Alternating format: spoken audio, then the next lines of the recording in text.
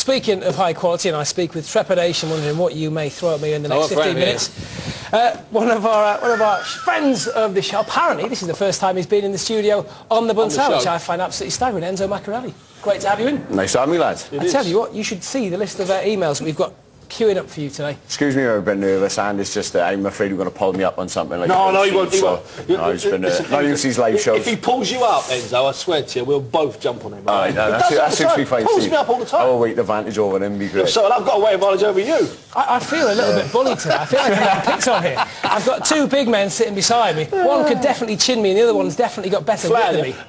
Ed, let's talk a bit seriously. June 27th. Has it affected too much your preparation? Put that show falling out of bed? No, not really. Obviously, it's happened to me before. Obviously, I'm training away now at the moment. I'm up in Bolton, so I'm up there 5 days a week. So basically, I've just gone home for a couple of days. Have a couple of days off, and restart again, ready to peak again. Now, this kid you fight. We talk about that fight before we talk about the fact that you're up in Bolton. Lebedev, he's unbeaten. He's a bit younger, a bit fresher in some. A bit older, yeah. Is he a bit older? Okay, whatever. You get facts wrong. Sorry to follow up, Steve. That's all right. So what am I getting at both sides here? so just, poof, get the facts right, Bunsey.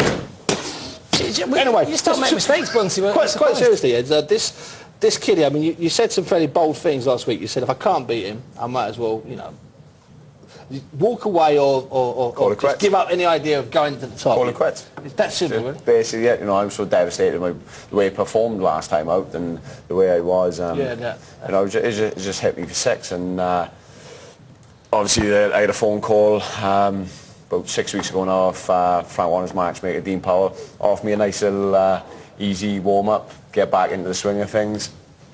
Or they offered me this undefeated Russian, so basically give me the Russian. No, I think that was the right thing to do. I've got to be honest with you. Let's talk a little bit about the fallout from Afolabi. It was a fight where people that know you well, and I know you well enough, you obviously weren't right. No disrespect to Afolabi, he fought his heart out, had the right game plan thanks to Freddie, and eventually got to you. It was after that fight that you parted company with Enzo Maccarinelli. Yeah, how was that? Was it amicable to come? Yeah, it was amicable. I went up to speak to Enzo before I made any decision. The guy I'm training with now, Carl Ince, pretty much. He worked with Enzo, didn't he? Yeah, exactly. So Enzo pretty much put me in touch with him. I'd just been there, but no, it's definitely amicable. I parted on good terms. I just felt a bit stale. I just needed to move on. I just needed to, basically just deprive myself of these luxuries, which basically is being around my kids. It's just making me hungrier, it's making me nastier. Yeah. When Steve Collins used to be apart from his kids, I think I told you this story once before, Andy, as well. When Steve Collins used to be apart from his kids training for world title fights, he had enough of them. He wouldn't even speak to them in training camp. He wouldn't speak to his wife, his missus, or he wouldn't speak to any of his kids, because invariably something was said that would put him in the wrong frame of mind. So he'd just allow himself. He'd grow a beard, grow angrier, grow shorter. I tell you what, it worked for Steve Collins, man. Could you do that? No, I definitely couldn't do that. If I don't get to hear from my kids, obviously I feel down in the dumps. You're not going to get the best out of me. So I'm not going to be training 100%. But by the time I am up there and I am away from the kids, with my new trainer Carl Ince, who's a brilliant tactician, everything's just done so meticulous. I've got a nutritionist, I've got a strength conditioning coach. I'm even told I'm not allowed to use the mobile phone so much, because the nutritionist, he's very up on building blood, and he's very up on the science of boxing and the science of just health development, and it's just a totally different world of what I'm used to, and as it happens, it's been great, and I feel strong, and I'm playing to sparring. So just 1 second, Andy, I will let you come in after this.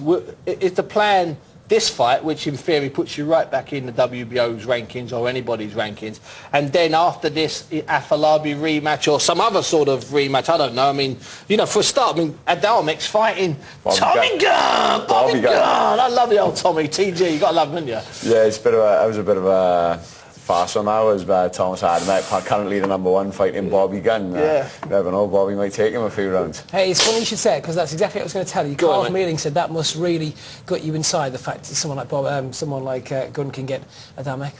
I don't know which way they're trying to pull Adamek. You've had a couple of good hard fights. Maybe it's an easy fight. Well, on paper, it's an easy fight for him, of course. But like you said, hitting the nail on the head. It's all I want is Ola. That's the only fight I want. I spoke to Frank, and this was really with me taking Lebedev. This is where you get me one step closer quickly. Like I said, I could have had a nice easy little run out, but no, I'm pleased you haven't. Fight Ola again.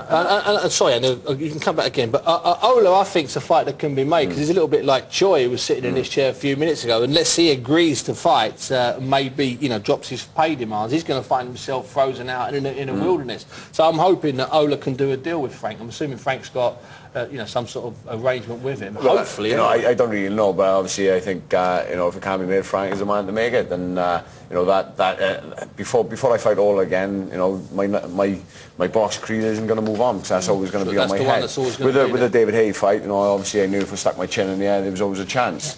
With Ola, I just performed well below my best. I'm not saying he performed bad because I've been looking at words to try and slag him off after the fight, but I can't see a decent guy. It's just that's the fight that I want. But obviously I'll get past Denis Lebedev first. Yeah, of course you do.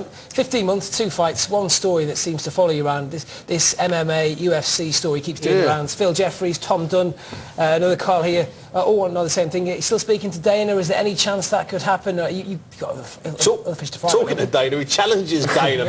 Doesn't have all the rest of the UFC queue up for a month to see Dana? He just challenges him at ringside. No, it's basically, people I like my MMA, and I do a little bit of jiu-jitsu, and that was a problem before the Afalabi fight. I was doing my boxing training, I was still going to jiu-jitsu, so I went 100% concentrating on boxing. To me that's a bit disrespectful to boxing. No, so I just put that all out the window. I'm a boxer first and foremost. I want to achieve what I can achieve, and I think I can achieve the top spot. I really do. After that, see what happens, but boxing is my sport. Boxing is the #1 sport, and that's what I'm going to do. In fact, it was an ex-boxer fought the former UFC heavyweight champion on Saturday night, Ray Mercer. Took about 9 seconds. Including a 10-second count. Big right hand over the top. Yeah, which is of course what every single boxer thinks they can do. Of course, but it's a lot more to it than that. Tim Sylvia is basically he's a stand-up fighter who's suited Mercer's down to the ground. Yeah, perfect. Andy? Enzo, no, I'll tell you what I'm going to do. I'm just going to thank Enzo very much because I just want to remind you that a big friend of ours